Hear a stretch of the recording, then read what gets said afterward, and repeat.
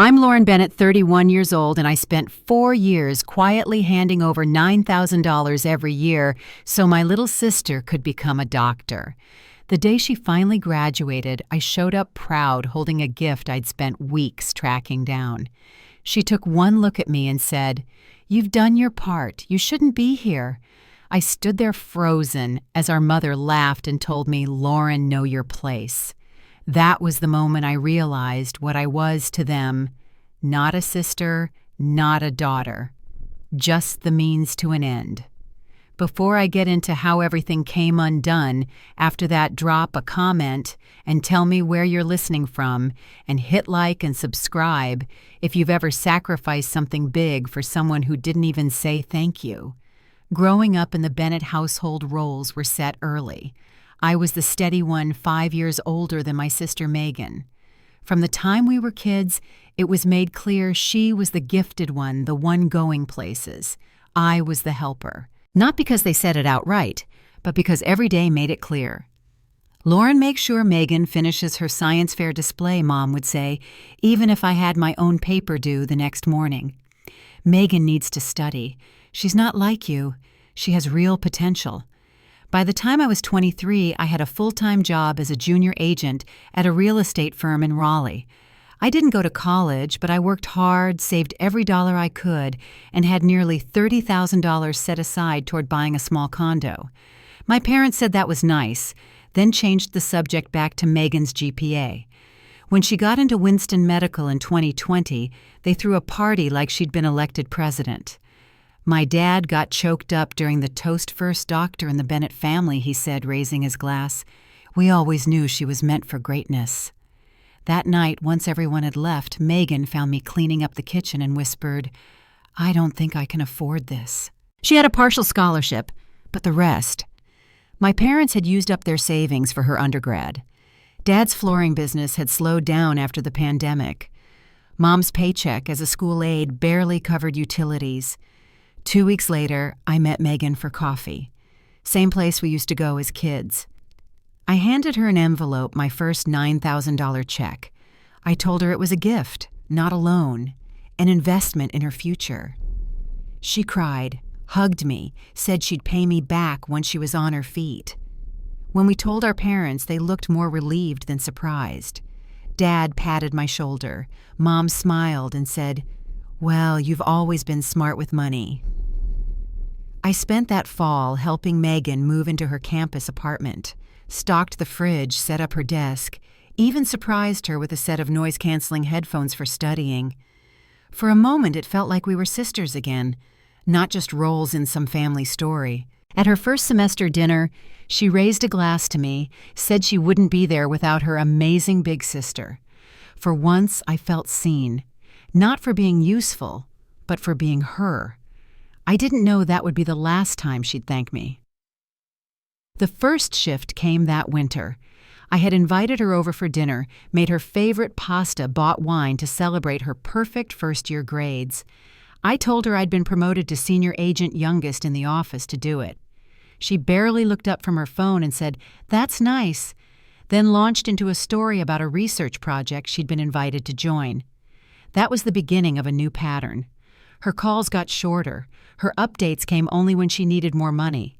I kept sending the checks thinking things would level out, but the more I gave, the less I seemed to matter.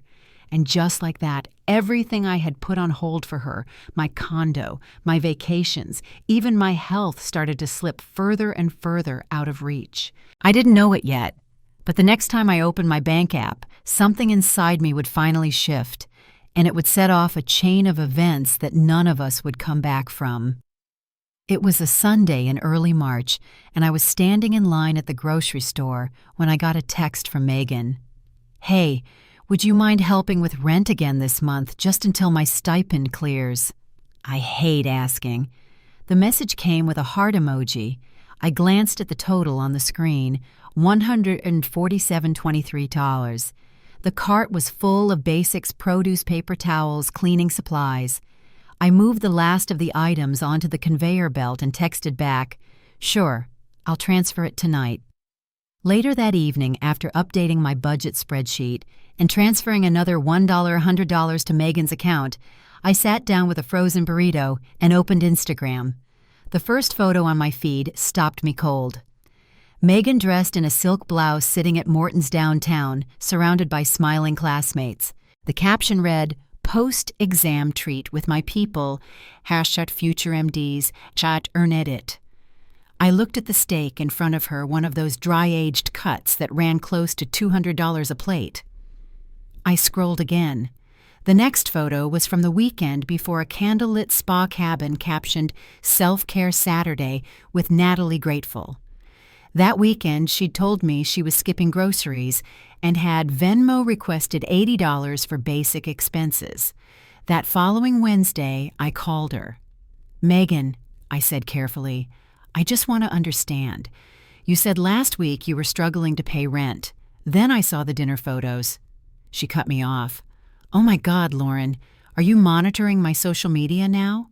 "No," I said. "It just came up. I'm not accusing. I just didn't expect it."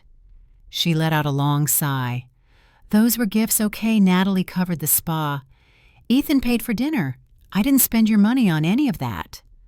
"I'm not upset about the dinner," I said. "I'm just trying to make sense of things. You asked for help with rent, but then posted all this. I've canceled plans. I've skipped things I wanted to do. You offered to help me through med school," she snapped. "If you're regretting that now, just say so." I stared at the carpet. "That's not what I said." "Well, I have an exam in 2 days," she said, voice rising. "Some of us are juggling life and death information right now, not obsessing over Instagram posts." Then she hung up. That night, my phone rang again. This time it was Mom. "Your sister's upset," she said. "She told me you made her feel guilty about going out. She said she couldn't pay rent, then posted photos of spa weekends," I replied. "Medical school is grueling, Lauren," she said, her tone sharpening. "If anyone deserves a break, it's Megan. She's not partying, she's networking. Do you think those other students don't treat themselves now and then?" "I've never said she doesn't deserve a break," I answered. "But I do think honesty matters." There was a long pause. "I thought you were happy to support her dream," Mom said flatly. Then she started telling me about Megan's clinical rotations and the residency advisor who was recommending her for a top-tier program. The call ended soon after, without mention of me. "No, how are you holding up? No, thank you." Again. By spring, most conversations with my family were about the upcoming graduation. Mom had reserved a private room at Blackstone Manor, the kind of place where valet is expected, and a plate of scallops costs more than my electric bill. "We've invited Dr. Jacobs and Dr. Feng," she told me over the phone. "They've both had a major influence on Megan's path. We want to make the right impression. I could help with logistics," I offered. "I've planned full events for corporate listings." "Oh, that's sweet," she said. "But Megan and I have it covered. We're aiming for a certain professional feel." When the official invitation arrived in my inbox, I noticed something the hosts were listed as Thomas and Rebecca Bennett. No mention of me. Despite 4 years of payments and every textbook scrub set and lab fee, I wasn't part of the celebration's inner circle. Still, I wrote the final tuition check. I had been in escrow for a small condo, the first property I could almost afford without Megan's expenses. I had saved for it all year. The timing couldn't have been worse. Graduation tuition was due the same week my financing window closed. Elliot watched as I stared at both envelopes, one addressed to the university, the other to the real estate agent. "You don't have to do this," he said. "She's about to graduate. Let this be the year you put yourself first." I picked up the tuition envelope. "Just 6 more months," I said. That night, I mailed the check and called the agent to withdraw my offer. On the morning of graduation, the sky was clear and warm, the kind of spring day that almost feels staged. I wore a pale blue dress and brought the gift I'd chosen months ago, a restored 1940s leather medical bag engraved with Megan's name and the date of her degree. Elliot and I arrived early and took our seats behind my parents. Dad greeted us with a polite nod. Mom barely turned around. The ceremony was beautiful. When Megan's name was called and she stepped across the stage, my chest tightened. No matter how strained things had become, I'd always pictured this moment. She was now Dr. Megan Bennett. Afterward, we drove to Blackstone Manor for the reception. The room was set with white linens, fresh orchids, and custom menus printed with Megan's name and a gold caduceus. I stood near the back as her professors and classmates mingled, everyone laughing, drinking, taking photos. An older woman with a pearl necklace approached me near the coffee station. "And what do you do, dear?" she asked kindly. "I'm in real estate," I said. "Commercial and luxury residential." "Oh," she smiled politely, then glanced toward the center of the room. "And how do you know Megan?" "I'm her sister." "Ah, wonderful. It must be such a joy having a doctor in the family, someone who really made it." Before I could respond, I heard Megan clink her glass. She stood with our parents glowing in a designer dress as servers paused their rounds. "I just want to thank everyone who made this day possible," she said. "To my incredible professors, my brilliant classmates, and of course to my amazing parents, your love and belief carried me here." She continued with stories about her mentors, inside jokes about study nights, and a long list of shout-outs. My name never came up. When the applause died down, I approached her near the dessert table. I handed her the gift bag. "Congratulations, Dr. Bennett," I said. "Thanks." She smiled, already looking past me. "I'll open it later. I just wanted to say I'm proud of you." She didn't return the sentiment. "You've done your part," she said quietly. "This is a professional event, Lauren. It's important to make the right impression." I blinked. "What?" "You don't need to hover. Your job's done." Our mother appeared beside her, lifting a champagne flute. "Dr. Richmond is asking for you, sweetheart." Then she looked at me, almost amused. "Lauren, you always struggle with boundaries. Try to remember this is Megan's world now." She laughed and turned away with Megan at her side. I stood there for a long time, the gift still in her hands, untouched. The room moved around me, glasses, clinking laughter, echoing conversations flowing, but I didn't hear any of it. Across the room, Elliot caught my eye. I set down my champagne and walked calmly to the exit. He followed. We drove home in silence. My phone buzzed Dad's name on the screen. I turned it over and let it go to voicemail. Through the window, I watched the balloons and gold banners shrink in the rearview mirror. That was the day I finally understood what I'd been to them. And in the days that followed, the silence from me wasn't anger. It was something else entirely, something that would grow louder than anything I had ever said before. I stayed home from work the next day. First time in 3 years I'd called in sick without actually being sick. I stared out the kitchen window for hours, watching the neighbor's wind chimes sway in the breeze. My phone buzzed nonstop texts from Mom, missed calls from Megan, a voicemail from Dad that just said, "Call us back. We need to talk." I didn't respond to any of them. Elliot came over that evening with groceries. He didn't ask questions. Just unpacked the bags, started the kettle, and made dinner like it was any other night. We sat on the balcony after eating wrapped in a blanket, watching the sky shift colors over the rooftops. "They don't deserve you," he said quietly. I didn't answer right away. I was still trying to put words to the strange weight sitting in my chest. It wasn't anger. It wasn't even sadness, really. It was something quieter than that. A kind of silence I hadn't known I needed. By the third night, I was back at work. There was a major commercial listing coming up, a bank conversion on Hawthorne and 6th, and I threw myself into the prep. Scheduling showings, researching comps, setting up staging plans. It felt good to move with purpose, even if my stomach twisted every time my phone lit up with a new message from home. At lunch, my coworker Audrey sat beside me and asked, "So, how did the graduation go?" I hadn't planned on talking about it. But something in her tone, gentle, like she already knew something was wrong, made it easier to speak. I told her the whole story, the speech, the gift, the words Megan said, and how no one not even once had acknowledged what I'd given up for her. Audrey shook her head. "That's not right," she said. "You carried her through that program. You paid the bills. You delayed your own life. And they treat you like an afterthought. I hadn't cried all week. But hearing someone say it out loud without trying to soften it, that cracked something open." That night, I went home and opened my records.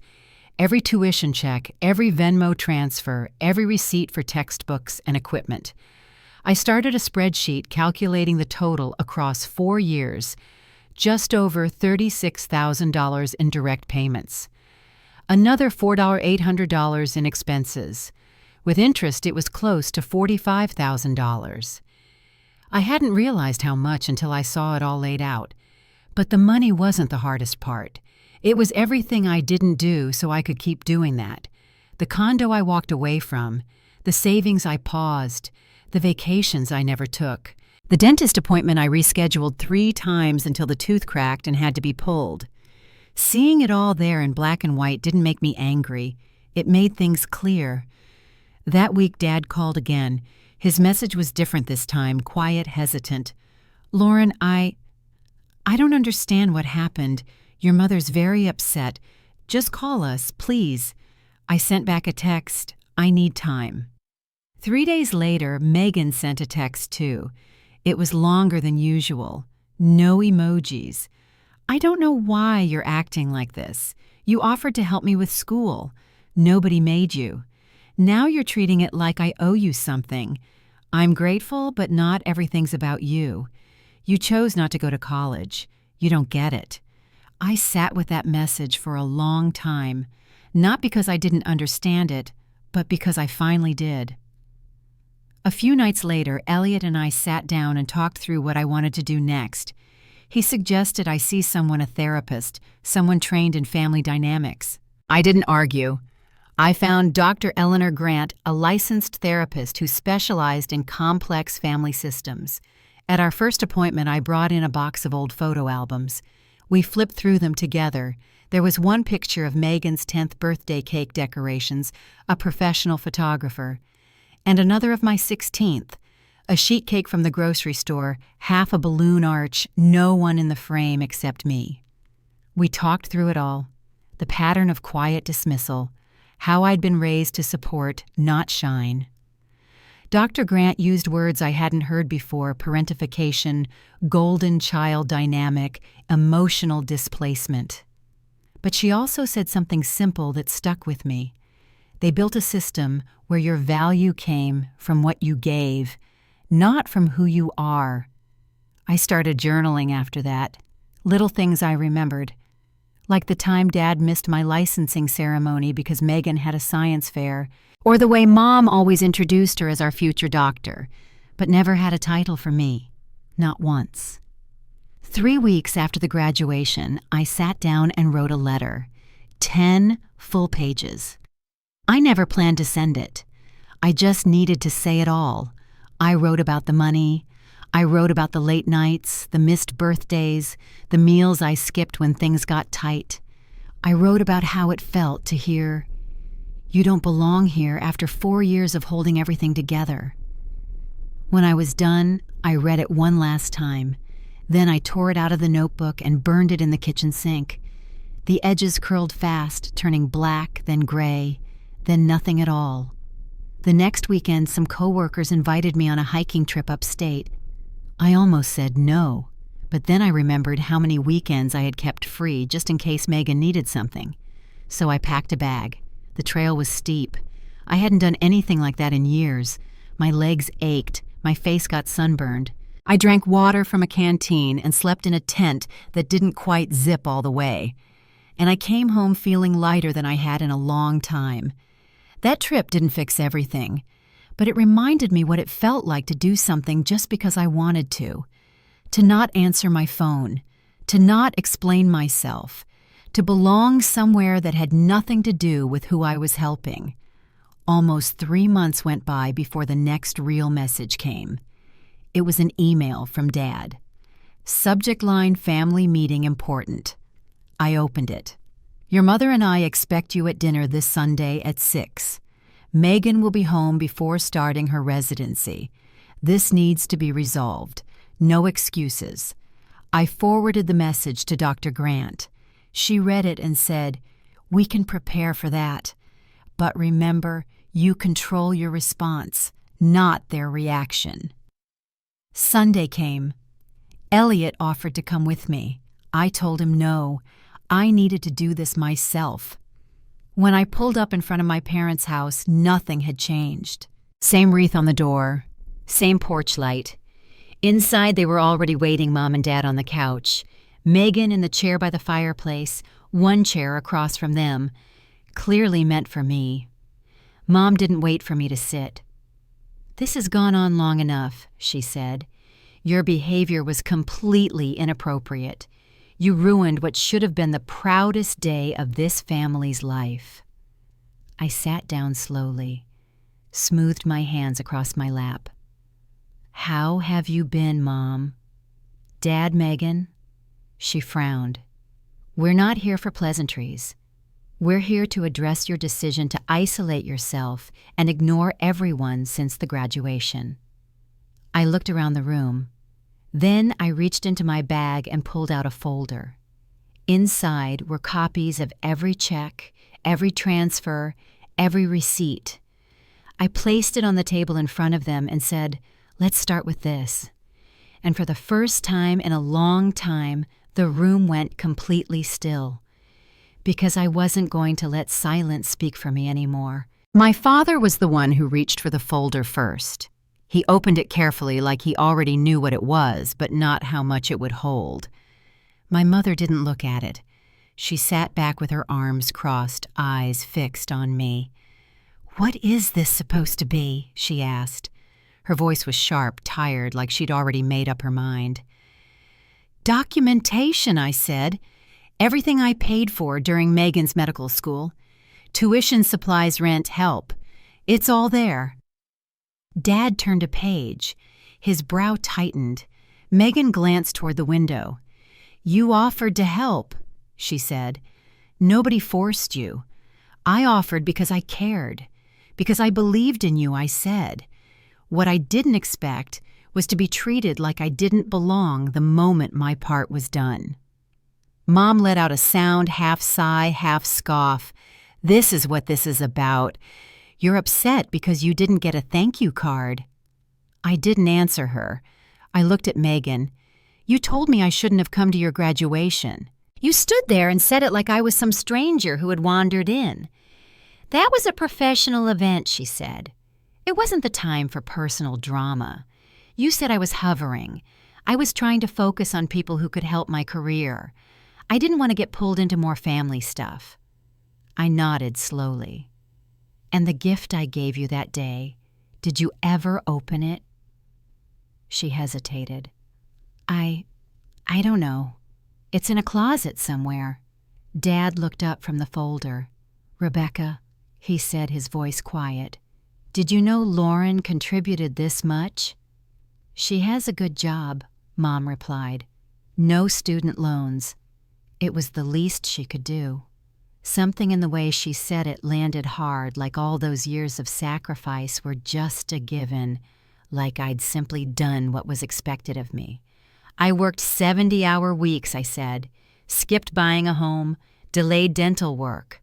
I missed things my own life so she wouldn't have to." "You're exaggerating," Megan muttered. "Am I?" I looked at her. "How'd you afford that spa trip with Natalie, or the dinner at Morton's, or the graduation dress?" "I saw the pictures, Megan. I know what that lifestyle costs." Her cheeks flushed. "That's not what you think. Do you remember telling Natalie I was smug for helping with tuition?" "I heard you say it." She pressed her lips together. My father leaned forward, resting his elbows on his knees. "I didn't realize," he said.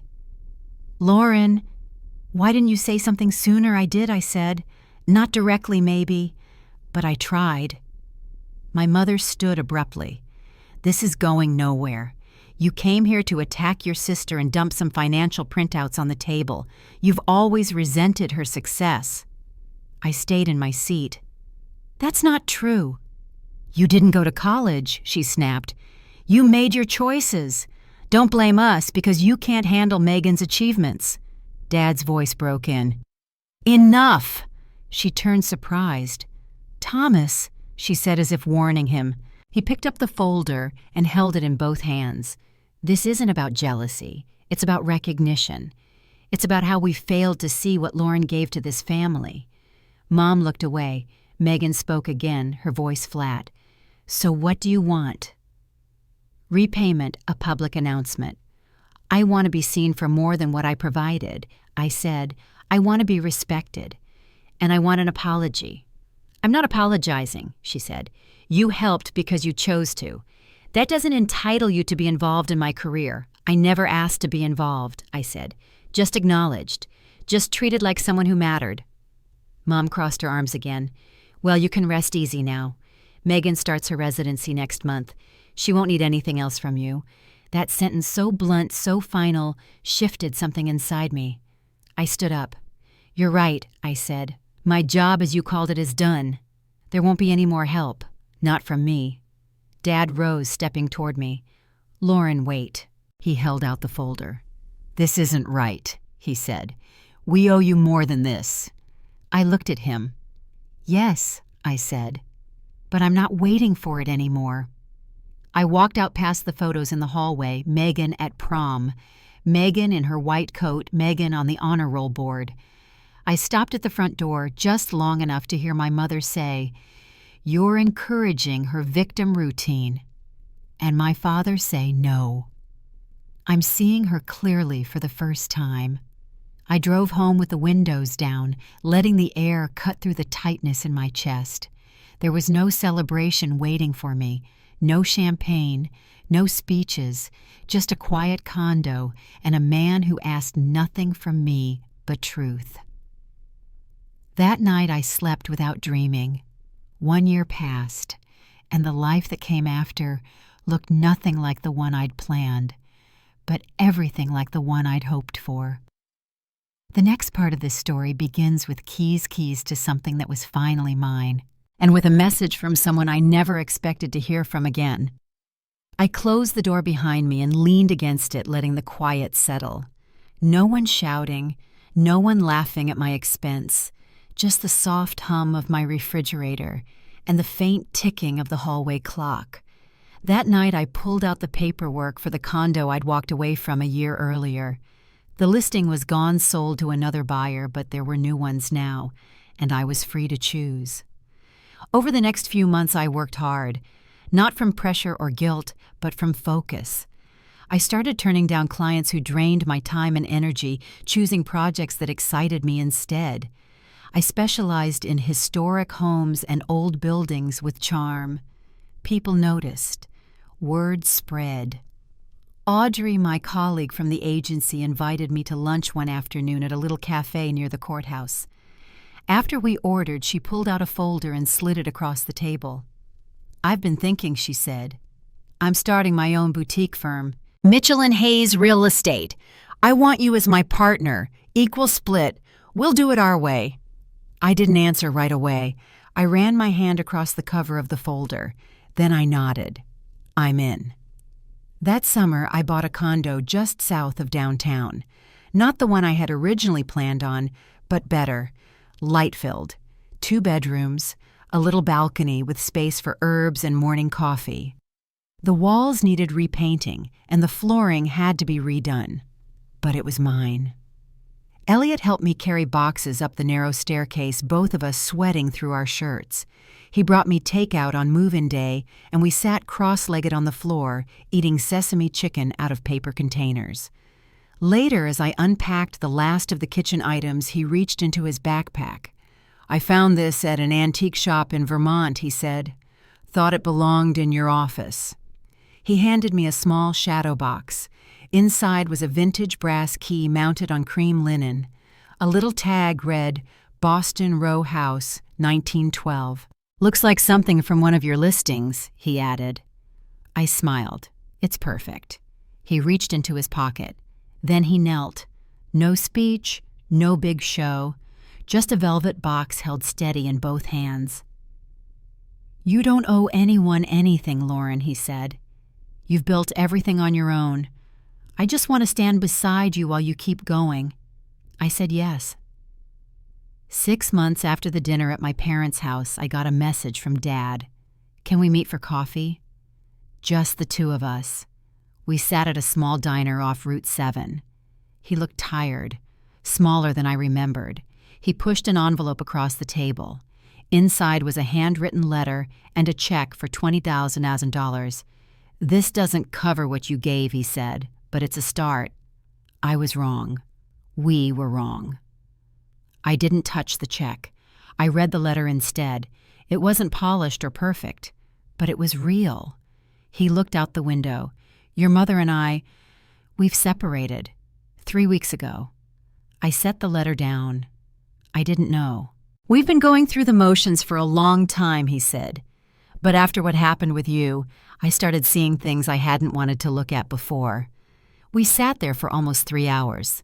He told me about his own upbringing, about a brother who always came first, about years of feeling like he had to follow the script. He said therapy helped him see how he'd passed that same dynamic onto me and Megan without realizing it. I told him about Dr. Grant and how writing everything down had helped me start letting go. After that day, we met once a month for breakfast. Nothing formal, just pancakes, eggs, and easy conversation. Sometimes we talked about real estate, sometimes about books. Sometimes we didn't talk much at all. Mom stayed quiet. She sent a text when she heard about the engagement. Congratulations, and nothing more. I didn't expect anything else. One afternoon, I was cleaning out an old folder when a message from Megan appeared. "I've been thinking a lot. Residency is harder than I thought it'd be. I didn't understand what it cost you to support me. I'm not asking for anything, just maybe we could talk." We met at a coffee shop near the hospital where she was working. She looked different, exhausted but quieter. We didn't dive into everything right away. We kept it simple, talked about work, about long shifts, about how she couldn't afford groceries last week and had to use a coupon app just to stretch her stipend. Eventually, she looked at me and said I didn't get it. "I thought you were just being dramatic. But now I see what it means to give up your own comfort so someone else can stay afloat." I didn't say anything. "I'm not asking you to forget it," she added. "I just wanted to say I understand now." It wasn't an apology, not fully, but it was more than I'd thought I'd get. A few weeks later, Dad's birthday rolled around. I made a dinner reservation at a small restaurant near my place and invited him. He showed up early holding a wrapped gift. Inside was a framed copy of the antique key he'd given me months before, now mounted with a plaque beneath it, "Mitchell & Hayes Real Estate, founded 2023. Thought it should go in your office," he said. Halfway through dinner, Megan walked in. She paused just inside the doorway. "Dad invited me," she said. "I can leave if that's better." I looked at the table, then back at her. "It's your father's birthday," I said. "Stay." We didn't talk about the past, not that night, but we passed the bread basket. We shared the dessert. It wasn't perfect, but it was a beginning. And later that week, I opened a new savings account, gave it a name, First Generation Achievement Fund.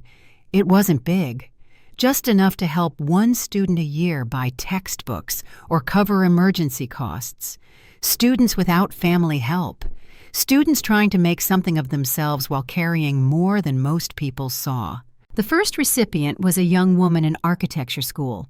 She worked nights at a fabric store. Her thank you note came on recycled paper neatly folded. "You don't know what this means," she wrote. "I didn't think people like you noticed people like me." That note sat on my desk for days, because I did notice. I had been her. And in the next part of the story, I would finally understand that the life I had built wasn't just a recovery. It was a foundation for something bigger than any of them ever saw coming. One morning in early spring, I opened my inbox and found a message from a local education nonprofit. They'd heard about the First Generation Achievement Fund and wanted to spotlight it in their monthly newsletter, just a short write-up, something to inspire other donors. I sent back a photo of the scholarship letter and a few words about why I started it. That was all. A week later, I got a phone call from a woman named Christine, a board member at a local women's leadership foundation. She said they'd read the article and they were moved. They invited me to speak at a small networking event, just 15 women, mostly local professionals, who had overcome personal setbacks to get where they were. I almost turned it down. But something about the tone in her voice, steady, no pressure, just genuine interest, made me say yes. The event was held in a community library downtown. Folding chairs, boxed lunches, no big banners, just people sitting in a circle, passing a microphone, talking about the things they'd learned to carry and let go of. When it was my turn, I stood up and told them my story. Not the numbers, not the checkbook trail, just the shape of it. What it means to show up for family, to be invisible inside your own generosity, and to finally say, that's enough. When I sat back down, 2 women across the room nodded. One of them wiped her eyes. I didn't know their names, but something passed between us like recognition. That was the moment I realized the story wasn't just mine. Later that month, I was getting ready to leave the office when my phone buzzed. A text from Megan. "Can I call you?" I stepped outside and answered. Her voice sounded tired, worn around the edges, in a way I hadn't heard before. "I just finished a double shift," she said. "Someone coded in the elevator. We did compressions right there between floors. I keep hearing the monitors in my head. I didn't say anything. Just let her talk. She told me about her rotations, how it was different from what she expected, how the pressure didn't stop once she got the white coat, how some of her classmates didn't last past the first 6 months. I used to think you had it easy," she said. "Like if you didn't go to med school, your life must have been simple, but you were carrying a different kind of weight, and I didn't see it." There was a long pause. "I've been thinking about that night," she added. "The graduation. I wasn't fair to you. I know that now." I leaned against the brick wall behind the office, watching the last bit of daylight slip behind the rooftops. "Thanks for saying that," I said. "I wish I'd said it sooner. We didn't make plans after that. No big promises. But it was something." In June, she texted again this time, asking if I could recommend a good CPA.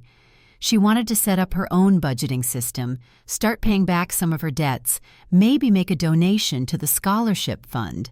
I gave her a name and told her to call the office directly. She sent back a thumbs-up emoji. 2 days later, my father showed up at the office unannounced. He looked like he'd just come from the hardware store, dust on his sleeves, an envelope tucked under his arm. He handed it to me without much explanation. Inside was a photo.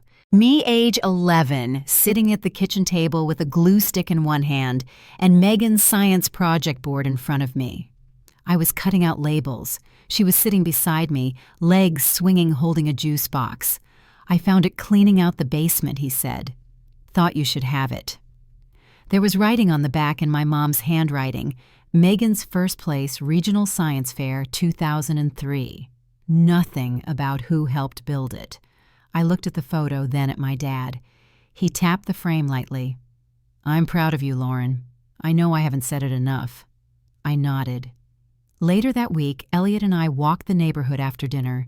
We'd gotten in the habit of doing that on warm nights, looping past the bakery, the old church, the row of townhouses with their porch lights just coming on. I got invited to a small conference, I told him. Nothing big. Just a panel discussion about community-driven leadership. "Sounds like something you'd be great at," he said.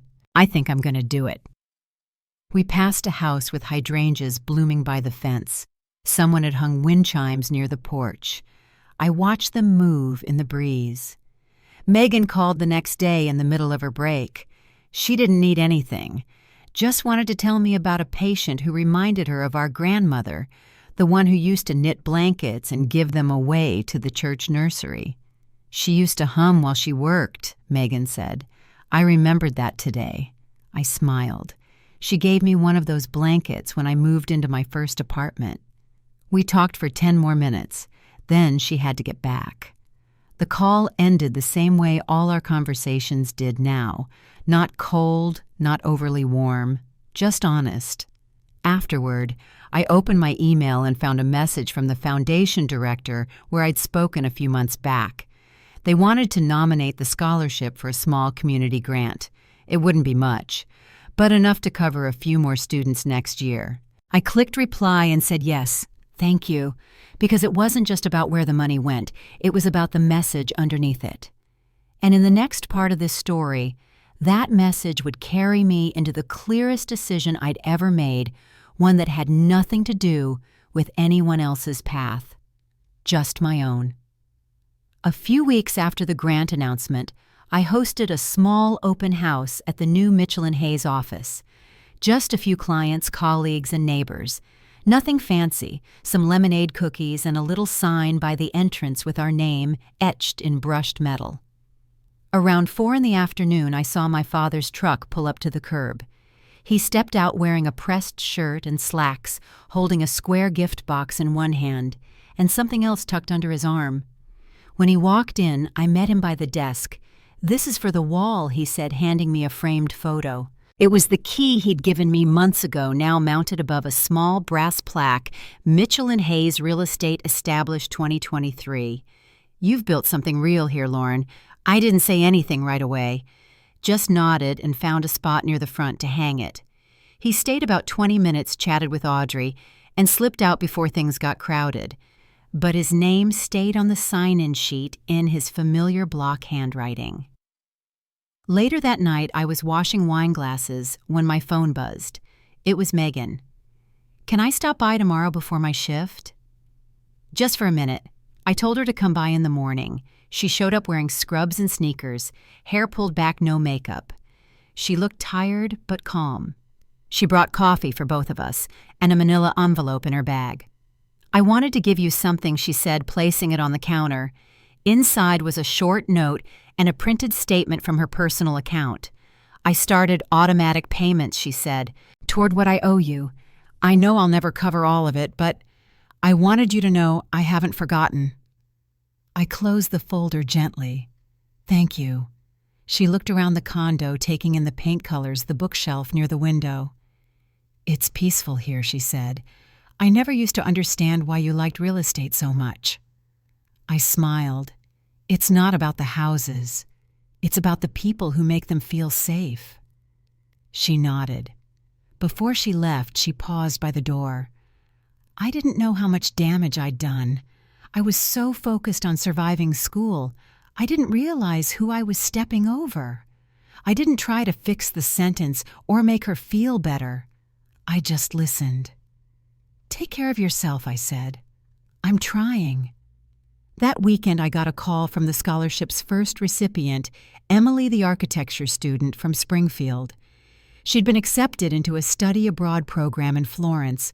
Her grant money would go toward materials and travel. "I just wanted to say thank you," she said over the phone. "Not just for the money, but for believing someone like me was worth investing in." I hung up and sat with that for a long time. Because I had once asked myself the same question, was I worth investing in, not as someone's safety net, not as the support act in someone else's story, but as myself. That Monday, I met with our firm's accountant. We finalized the year's numbers, and for the first time since I joined the real estate world, I was able to put aside a portion of earnings for a long-term goal, not family support, not emergencies. Just something for me and Elliot. Maybe a trip, maybe a second property, maybe something we hadn't dreamed up yet. On the walk back from the office, I passed a bench outside the courthouse. A woman sat there with a manila folder in her lap and a little boy tucked under her arm, dozing in the sun. She looked like she'd been waiting for hours. I didn't know her story. but I knew what it felt like to hold everything together while no one noticed your hands were shaking.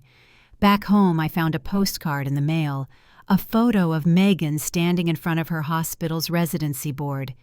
First rotation complete, still learning, still grateful. Hope you're well. M. I placed it on the fridge under a magnet shaped like a tiny brownstone. Elliot came in a few minutes later, holding a file folder and a takeout bag. Client meeting ran over, he said, but I didn't forget dinner. We ate on the couch legs, curled under a blanket, watching the news with the volume low. He looked at me halfway through the meal. You seem different, he said. Lighter. I thought about that, and I realized he was right, because for the first time in years, the weight I was carrying belonged to no one else. And in the final part of the story, I'd understand exactly what that freedom meant, not just for my future, but for the version of myself I'd almost forgotten was allowed to exist. It was late evening when I finally unpacked the last box in my office. The air smelled like lemon oil and fresh paper, and outside the city lights were just starting to flicker on. I stood for a moment, taking it all in, the framed key on the wall, the neat little bookshelf by the window, the photo of my team after we closed our first $1 million listing. Everything in that room had come from years of starting over, quietly, steadily. A few weeks later, we held our first scholarship dinner at a small restaurant across town. Nothing formal, just folding chairs, warm bread, and a few heartfelt stories. Emily, our first recipient, brought her sketchbook. She showed me a drawing of a building in Florence lined with old windows and terracotta tiles. I want to design spaces where people feel safe, she said. I understood exactly what she meant. After the dinner, as people gathered their coats and hugged goodbye, I stepped outside for air. The night was cool, the kind that holds stillness like the world is listening. Megan walked up a few minutes later. She'd offered to help clean up. Her hair was pulled back, her coat buttoned tight. I read about the fund in the paper, she said. I didn't know how far it had grown. I didn't know either, I said. Not at first. She looked at me for a long moment. I think you were always building something even when the rest of us couldn't see it. We didn't need to say more than that. Later that night, back home, I lit a candle and sat in the quiet. No phone buzzing, no spreadsheet open, no guilt tugging at my calendar. I thought back to that graduation, how I'd stood there holding a gift she never opened, how my mother's voice had cut through the noise like a blade. Know your place. It took me years to realize that your place is something you choose, not something you're given.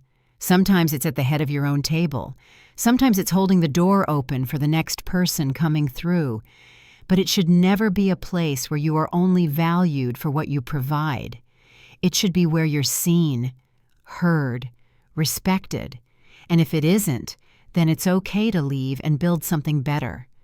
So if you're listening to this, and you've ever felt small in your own family, or like your kindness only counted when it was convenient, please hear this. You are not selfish for wanting peace. You are not difficult for needing space. You are not less because someone else couldn't recognize your worth. You deserve a life that reflects what you've given others, a life with room for your own joy, your own name, and your own future. Thank you for being here and for walking through this story with me. If it reminded you of your own journey, I hope you'll share it below, or simply take a quiet moment to honor how far you've come. And if you'd like to hear more stories like this, you're welcome to stay a while. We're building something honest here, one voice at a time.